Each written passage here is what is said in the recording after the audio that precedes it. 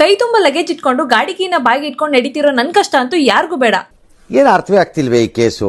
ಕಾಲೇಜ್ಗೇನೋ ಚೆನ್ನಾಗಿ ರೆಡಿಯಾಗಿ ಹೋಗ್ತಿದೆ, ಆದ್ರೆ ಮೇಲ್ಗಡೆಯಿಂದ ನಮ್ಮಮ್ಮ ಗಾಡಿನ ಒರೆಸಿ ನೀಟಾಗಿ ಇಟ್ಕೊಳ್ದೇ ಇದ್ರು ಜಬರ್ದಸ್ತಾಗಿ ಓಡಿಸೋದೊಂದು ಕಲ್ತು ಬಿಟ್ಟಿದ್ದಾಳೆ ಅಂತ ಸರಿಯಾಗಿ ಹೋಗಿತಿದ್ರು.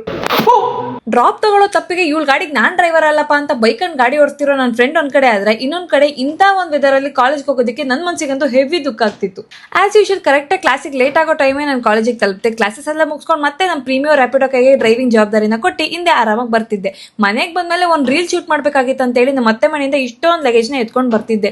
ಕೈ ಕಾಳು ಎಲ್ಲಾನು ಕ್ಲಾಕ್ ಆಗಿ ಗಾಡಿಗೆ ಎಲ್ಲಿ ಇಟ್ಕೋಬೇಕು ಅಂತ ಗೊತ್ತಿಲ್ಲ, ಟೆನ್ಷನ್ ಅಲ್ಲಿ ಹುಚ್ಚಿ ತರ ಬಾಯೊಳಕ್ಕೆ ಇಟ್ಕೊಂಡು ಮನೆಗೆ ಬಂದೆ. ಮನೆಗೆ ಬಂದ್ಮೇಲೆ ಕ್ಯಾಮ್ರಾ ಎಲ್ಲ ಸೆಟ್ ಮಾಡ್ಕೊಂಡು ಓಕೆ ಮನೇಲಿ ಯಾರು ಇಲ್ಲ ಅಂತೇಳಿ ನಾನು ಒಬ್ಳೆ ರೆಕಾರ್ಡ್ ಮಾಡೋದಕ್ಕೆ ಸ್ಟಾರ್ಟ್ ಮಾಡಿದೆ. ಅಷ್ಟ್ರಲ್ಲಿ ನಮ್ಮಮ್ಮ ಎಂಟ್ರಿ ಕೊಟ್ರು. ನಮ್ ಗುಂಡನ್ನ 2 days ಇಂದ ಕಕ್ಕ ಎಲ್ಲಿ ಸೀಕ್ರೆಟ್ ಆಗಿ ಮಾಡ್ತೀವಿ ಅಂತ ಕ್ವಶನ್ ಕೇಳ್ತಾ ಅವನಿಗೆ ವಿಪರೀತ ಟಾರ್ಚರ್ ಕೊಡ್ತಾ ಇದ್ರು. ಅಯ್ಯೋ ದೇವರೇ ನೀನು ಇದ್ದರೆ. ಇನ್ನೇನು ಊಟ ಎಲ್ಲ ಮುಗಿಸಿ ಮಿಕ್ಕಿರೋ ಕೆಲಸಗಳೆಲ್ಲ ಮಾಡಿ ದಬಾಕೊಳ್ಳೋದೆ. ಇವತ್ತಿಗೆ ಇಷ್ಟೇ, ನಾಳೆಗೆ ಏನ್ ಕಾದಿದ್ಯೋ ದೇವ್ರಿಗೆ ಗೊತ್ತು.